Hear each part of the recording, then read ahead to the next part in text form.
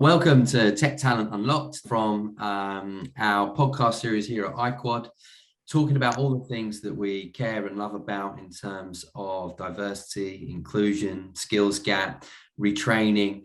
And today, the episode that we're talking about is social mobility. We're very pleased to have Didi with us from Social Mobility Foundation. Thank you very much for joining us today. We want to talk about all things social mobility. So to get us started, I wanted to kind of kick off our first kind of question to lead us into a conversation, which is to set the scene and talk about what is social mobility. You know, there's a lot of kind of people's perceptions to it, etc. But let's set that benchmark as such. Let's talk about what it means.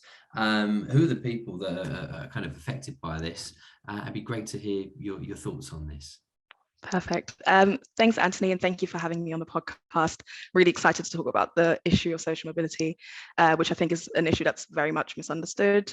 People don't really understand what exactly it is. So it's a great opportunity to kind of clarify.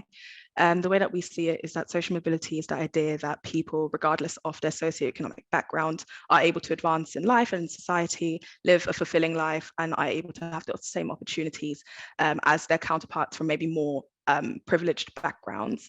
We also get into the space of maybe going against some of the ideas or ideals that we have in this world and in our society, that, for example, meritocracy is what you need and what we have in this world, or in our society at large. The idea that if you work hard and do the work that you need to do, you're going to get ahead, or you're going to get what is owed to you, which is something that we have found within social mobility or regarding your socioeconomic background isn't actually the case in the same way as it is. Yeah, in the same way as it is with other protected characteristics, essentially. Absolutely. And I think, you know, there's one thing that I've seen, and especially over the last few years as well, which is great, you know, that we're highlighting this as such, but it's also a little bit sad. Well, it's very sad in a way that we have absolutely to put around, you know, highlighting an issue that I think everyone's known has been there for such time. And we spend a lot of work, and we've done podcasts. In fact, the last podcast we did was on neurodiversity as well, and showing and educating people about, you know, why there's still great talented people. There's nothing wrong. Remove the stigma, you know. Exactly. And I just think there's so much work still to be done, but it feels like that there's a good, you know, a softer lens these days, that people are willing to put more effort into to try and make things work. So one thing that I'm really keen to understand, and obviously the work that you guys are doing at the foundation is, you know, as we say, that, you know, these individuals are really getting a bit of rough end of the stick. Really, they're not getting what they deserve, or the rewards that they should be. What are some of those kind of obstacles that are in their way? Yeah, so I mean, there are quite a few obstacles in the way, unfortunately, and they kind of appear at all stages within your life or career or your journey, really. So within the foundation, we kind of have three main pillars which address some of the changes that we would like to implement because of the obstacles that we've identified. So you've got the program side, so that's Aspiring Professionals Program, which essentially talks to students and helps them on that side to gain access into the professions that they would like to, or the universities that they would like to. Because you have the idea that not only are you less likely to get into the higher universities or higher institutions, or get the same kind of chances and opportunities even as a school leaver, you also then contest with the idea that when you're within these spaces, you also don't feel very welcome, you don't know how to navigate the space, you feel a bit like an outsider. So that's what we've got on the one hand. Then we've also got within the employers, so checking and seeing how employers actually choose who they would like to recruit.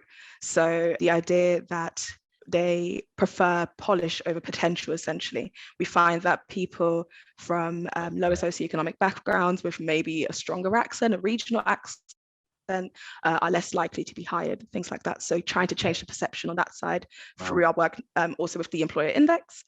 And then we have the other side, which is our policy side and our campaigning arm, the Department for Opportunities, which is concerning itself with kind of the bigger terms, more policy changes, And what we find in that side is things like the policies that we've actually got in place, or Yeah. policies that are put in place that then disadvantage people. So for example, during the pandemic, we obviously had the idea of working from home or doing school at home.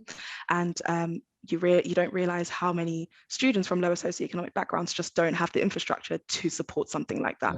So we then did the end. Exactly. So or their own room, or internet connection, things like that. So we, on a basic level, helped to start the End Laptop Poverty campaigns. So asking people and organizations to donate their unused laptops to us, and we would then distribute it to the students. But things like that, giving a little bit more of a focus on some of the issues and some of the outcomes of policy that can happen to students or people from lower socioeconomic backgrounds. And so these are the three main pillars for the Social Mobility Foundation that you're helping. So programs, which feels like you're educating and supporting the individuals, getting them ready for what's coming at them, what's going to be coming to them. You know, you're not going to be kind of prepared for certain situations. And it sounds like there's obviously work around the employers, educating them, getting them prepared to, you know, be able to adjust probably, you know, some of their processes to ensure that they can attract this sort of talent, and then obviously and retain it. Well, absolutely, and I suppose that's an educational piece on both sides, isn't it, for the individual and for the company to be able to, you know, create a stronger future for them to, you know, continue progressing, but also be able to, as you say, retain that talent as well. And then that final piece around policy as well.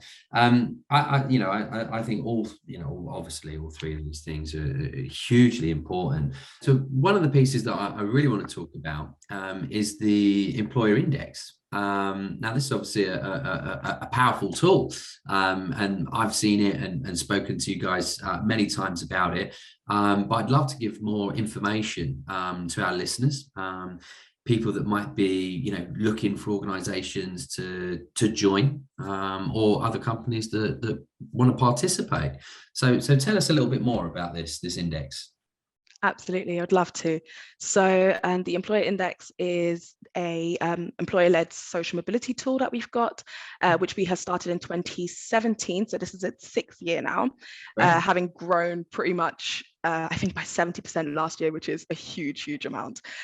It is a benchmarking tool that we use and speak to and engage employers with, and essentially organizations that enter into it are able to tell us how they are doing within their organization with social mobility strategies to engage people from those kind of backgrounds or lower socioeconomic backgrounds. We then look at 7 different key areas. Sure. That we look at. Is this via like a questionnaire process that they go through? Yes. To fill this? Okay, great.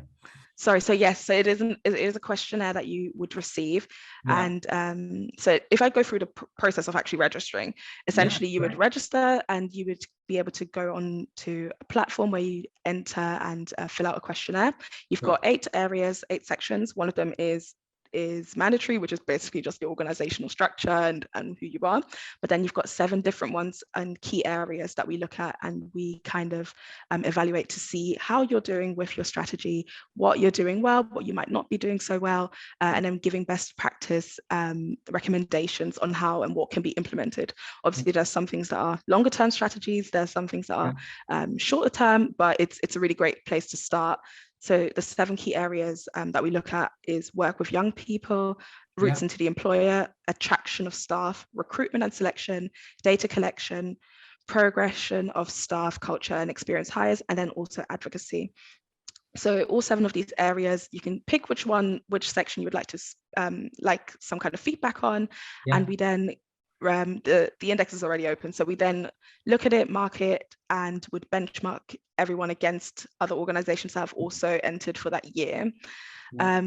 It's really important to say that this is not something that we do to punish organizations or make them feel bad about themselves. Transparency. It's transparency, and it's a really great place to start, even if you don't know where to start or what to do. It's a really good place to start, because at least you know that whatever feedback you're getting is best practice and would help you to create the socially diverse background. Absolutely, for your staff and your employers. And I've always said about these things, benchmarking, which is super important. But even if you think you've got it cracked as such, kind of going through this process will validate some of the pieces that organizations are doing really well. And it sounds like as well, you mentioned some of these 7 pieces there that they can go into and get direct feedback on, but it'll also, kind of give them some strategic points that they can embed, for the future. And, we've done some podcasts as well around diversity and inclusion, etc. And one of the points that we always talk about is it's not going to happen overnight. But you've got to be honest enough with yourself to start somewhere and just say, we know we're on this journey somewhere, but we probably don't know exactly where we are. And it sounds like this index is a really good place to start, to just kind of give yourselves internally that transparency of where you are in certain pieces, what you can improve on, and give yourself that kind of strategic direction for the next kind of 1, 2, 3 years as well. Yeah, exactly that. And I think it's also really important to note that you can do the index at any stage of your strategy. It's not got to be when you've got it completely ironed out. We are also interested in future plans, the things that you would like to implement or would like some feedback on. We also have the idea that, sometimes organizations are a little bit shy to do work like this because you don't want to look bad. You don't want bad press around it or anything like that. I mean, number one, the importance is to engage with these kind of topics and show that you are interested in making that change and in making that change within the world, really, and as in a society at large. But also, if you do feel that it isn't quite what you want, or you haven't placed in a place that you would really desire, you can do it anonymously. It is about just having these pieces. Wonderful. It's about having these pieces and having this advice to make sure that you are able to implement it. We don't mind who's able to do it, and obviously advocacy would be great, because if you do something, you can influence other people to make that change. But if it is something where, for reputational reasons, you're not sure, that was what I was going to say. I can imagine some people are probably a little bit scared because they don't know where this. They're kind of like, we think we know what we're doing, but we're also not 100% sure. We're trying, we're doing lots of things, we're being open-minded. Some of the pieces I talk to about clients as well is, specifically about their recruitment process, and to try and remove some of those unconscious biases when going through that selection process, and even that part of it, becoming a little bit more open about your process to allow more talent to be assessed in instances of certain roles. But I imagine some people will be further ahead than they think. But then I can certainly understand how some people might be a little bit nervous about potential negative publicity, which they would perceive. I agree with you. But you just think that the engagement in a topic like this not only shows that you are genuinely interested, but also is something that you have to do. You have to start somewhere, and that's the point. Great. Well, I think it's 100%. It's it's something just all organisations should do, and the fact that you can do it anonymously is perfect, because you can get that assessment of your own organisation. Give yourself some kind of, it's almost basically like free consulting that you guys are doing, really. I mean, once they've kind of paid the fee to join the index, they're getting, ultimately, benchmarking in consultancy of what best practice is. So the index itself, obviously, it's extremely important and powerful, as we've seen, in terms of giving guidance. When does this process open? When can employers reach out? When can they kind of submit? Is there a certain time frame, and when do you start compiling the index for the year? Sure. So in March of 2022, this year, for the 22 cycle, we opened up on the 2nd, and we are closing the entries on the 27th of May at 12 p.m. So you're able to do your application at any point within that time. We then use that time from June, July, August to basically do marking. We would then also reach out to organizations in case we have any questions for any of the answers that they've given us. And then we also have September, in which we then do some more marking and give provisional benchmarks for where people have placed. Oh, And okay. this is where, especially people who end up doing an anonymous application. Right, If you do see that you end up a little bit higher than you'd expected, this is where we come into contact and ask you, maybe you do want to publish your results. Yeah, absolutely. Oh, that's great to have that kind exactly. of So you still have that conversational process and that dialogue. Yes, this is definitely it's definitely a dialogue. This is not something where we send you away and you do it on your own. We do have a dialogue and we continue to support. And then we also have they might be pleasantly surprised, and all of a sudden they don't want to be anonymous anymore. Exactly. They'll feel really proud. You see it quite often. You see it quite often that, you know, people didn't do as badly, and I don't even know if the word is badly, but people didn't perform in the way that they thought they would. They want to be, yeah. Exactly. And then we've got October, in which we would compile our key findings report. So that is looking at the trends that we see from everyone that has entered into the index. These trends then also kind of help us influence the work that we do with the Department for Opportunities. So for example, last year when we did the Class Polish campaign, that was also something that was influenced by the key findings report of that previous year. Okay. And then in November we would publish that report, and that would be something that you can use to have a look at and see if there's any trends or anything that would be relevant for you and your organization, or just for general information. And that's something we always have on our website. So we've also got the 2021 index report live at the moment. Fine. So that's on there now. So if people are looking to potentially, you know, join an organization, they could go on your website, on the Social Mobility Foundation. So I think that's socialmobility.org.uk. And they could see the 2021 list and see if they're, you know, where their potential employer ranks.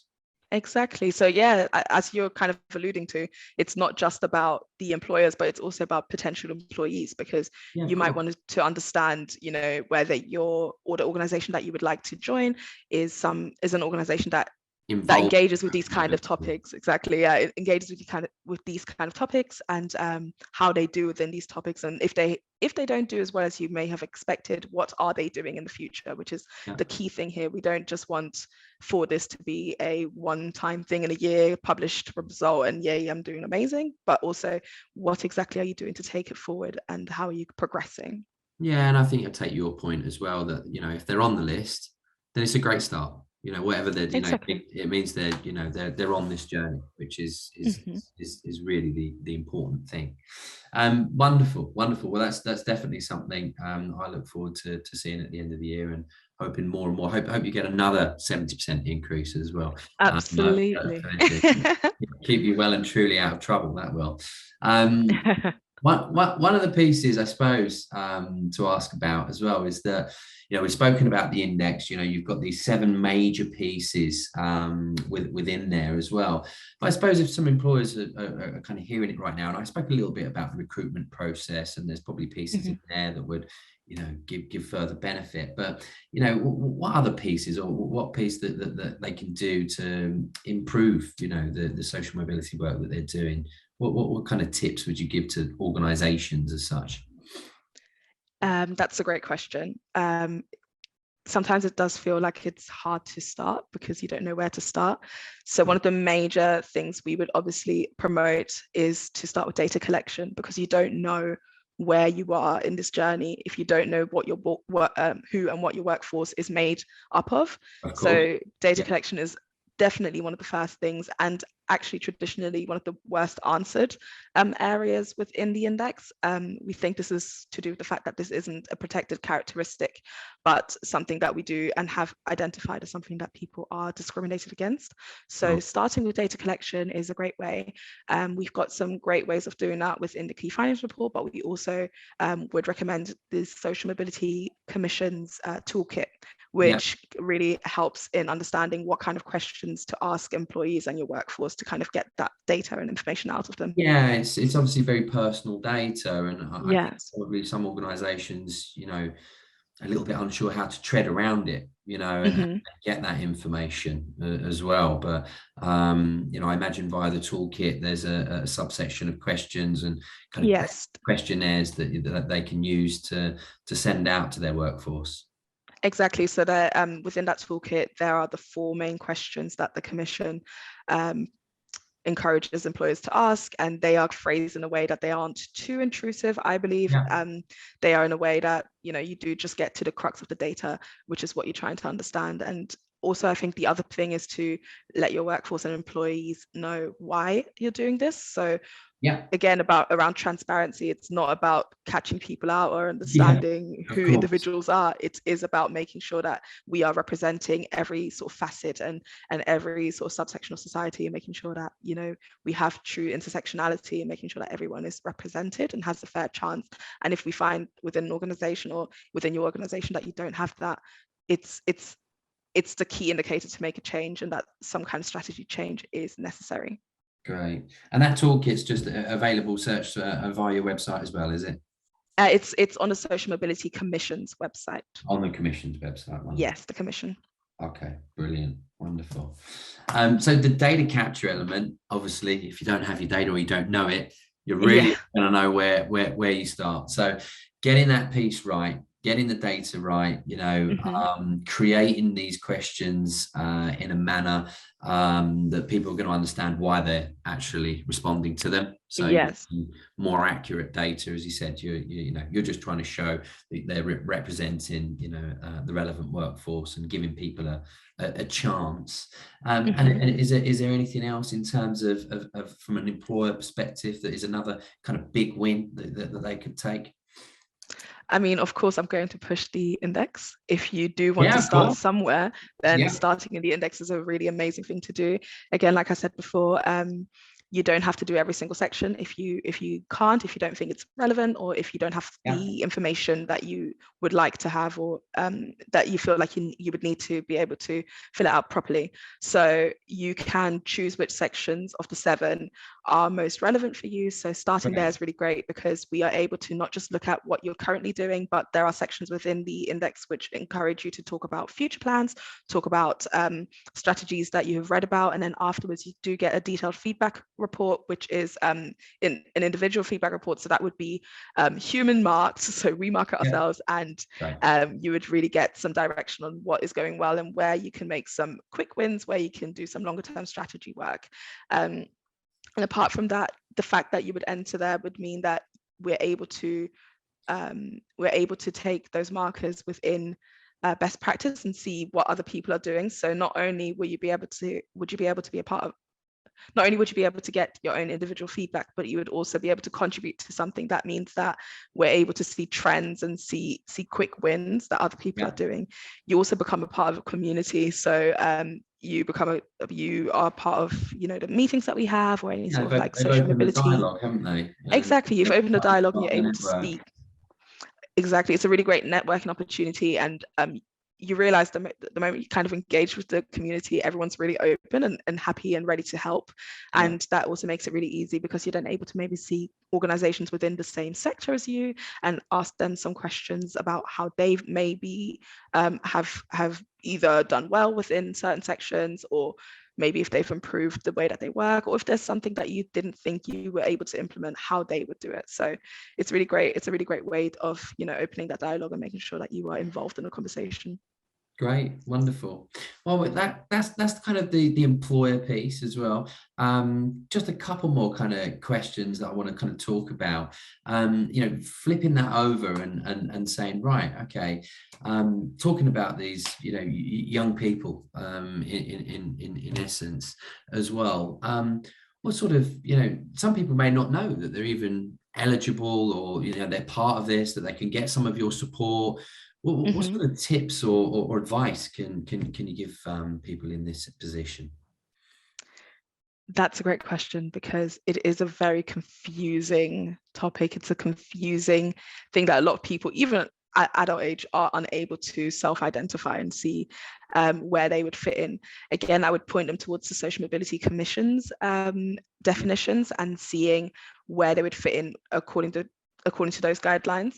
And in terms of if they do believe that they are a part of this group, then applying for programs such as ours, so the Aspiring Professionals program, because if for whatever reason they didn't qualify, they would then know that it's something that they can start, and a conversation they can start, and we may be able to point them to the right direction. But if they do qualify, it's a really great place to not only feel like you're a part of a community where everyone has sort of the same background or very similar backgrounds, but you're also able to find a community of people that are going to support you through the hardships that you probably will be facing, or the obstacles that are going to be in your way, and making sure that we give the opportunities that we can to those people. Wonderful. So they can reach out, try and go through the commission's piece, have a look, see if they might be eligible for the Aspiring Professionals program, and receive that support that we spoke about earlier in the podcast, which was kind of getting them ready, getting them understanding some of the pieces that may be coming along, and hopefully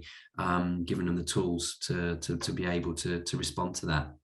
Yeah, and I think also the great thing about engaging in these kind of communities and these kind of talks, one, it's not something that you should feel ashamed about or anything that you should feel should hinder your progress. That's the point. We don't want anyone to feel that way. We want people to feel empowered and feel like they have a chance in this world, in a world that really isn't stacked in their favor. So making sure that they're engaged in this way means they are also able to see success stories, which is inspiring, and which is something that is a big problem. So I feel like a lot of students from this kind of a background, from lower socioeconomic backgrounds, might not believe that they can achieve these things, and that is something that also is such a difficult thing to overcome, just the mentality of it. So engaging in the Aspiring Professionals program, for example, means that you are able to see people that have done it. You can engage with mentors and mentees and people that have gone through a program to see how they did it, if they have any tips. I just think it's a really, really inspiring place to be, and a good place to change your mentality and see, because you do see it from the students, the ones that have gone through it, and see the change in their attitude and the way that they hold themselves, which it's really quite nice to see. So it's kind of visualizing the dream for them, really, and exactly, showing them that it is achievable, and they're not, I mean, ultimately as well, we do a hell of a lot of work in technology, and we're not only here in the UK but in the US, and the reality is quite simple, which is there are more jobs than there are people. So if you work hard and you get the right support, the right kind of mentorship as well. One of the podcasts we did before actually was about mentorships and how important they are as well. But it all helps build your confidence and helps you kind of reach that kind of goal that you're looking for, and giving you that right advice about what additional training to take and what's going to help you achieve the role that you're looking for as well. So I mean, ultimately there's just so much work out there right now. People just need to keep hold of that dream and work hard towards it. So I think and then on the other side, you also have the idea that they need to, or we would encourage them to keep that dream alive, but also we are doing the work on the other side to ensure that employers are aware of the things that they're doing, like you said about the unconscious bias, and the things that they can do to make sure that not only are they encouraging students or people from this kind of background to join, but also that they are welcomed and that they are retained, because you find it all the time that there are programs that do encourage the recruitment of students or people from lower socioeconomic backgrounds, but the difference is that they then see, so for example, the class pay gap, which we identified, or was identified last year, of around about, I think it was £6,000 on average, people from lower socioeconomic backgrounds get paid in comparison to people from the middle class, and that effectively means that by the end of October they're not getting paid anymore. So things like that, and making sure that we make those things clear and intervene where we can. Yeah, absolutely. Again, educating and ensuring that the employer as well is retaining talent, but also creating the right workplace culture for people to kind of succeed as such. Wonderful. Well, I love to kind of end these podcasts on kind of what the next kind of what the rest of the year looks like for you in terms of success. You know, it sounds like you're going to have a really busy summer in terms Yeah. of compiling indexes. So the index. So I imagine that's going to be top of your list. But once you get to December, what's a successful year look like for you guys over at the Social Mobility Foundation? Yeah, I think number one, it is going to be extremely busy, which is great, which means people are engaging, people are wanting to do the work. So of course we are looking forward to that. But I think if we think about December, the main thing that we would look for or look towards is growth. So growth in all of the areas we've got. We would like growth in the aspiring professionals programs, and making sure that more students are able to engage, that we are able to engage more employers and organizations to do things like internships with them within the do team. So the Department for Opportunities, we would love to see ourselves become more influential and do more with the campaigns that we've done. I mean, we've done great work with the Class Polish campaign. We've also done great work with the End Laptop Poverty campaign, which, by the way, is still running. So if you're listening and you would like to get in touch to donate a laptop, we are still open to do that. And then within the index, which obviously I am leading, we want to see more organizations involved. We also want to see more sectors involved, so especially tech, which has grown crazy amounts during the pandemic. We would love to see them engage more within the index and be able to give more advice and guidance towards how they can improve. Wonderful. Well, thank you very, very much for your time today. Thank you for explaining what you guys are up to at the Social Mobility Foundation, what you're promoting, and the guidance that you're giving. I hope you have a very strong year ahead, and that more people reach out for that guidance. Just to kind of shout it again, socialmobility.org.uk. Jump on that website and you're going to find out lots of information about the index, etc., and some of the guidance that we've spoken about. Have a great year ahead. Thank you for your time today, and certainly look forward to speaking again. And for the rest of the listeners, I look forward to the next podcast as well. Take care. Thank you very much. Thank you. Thank you.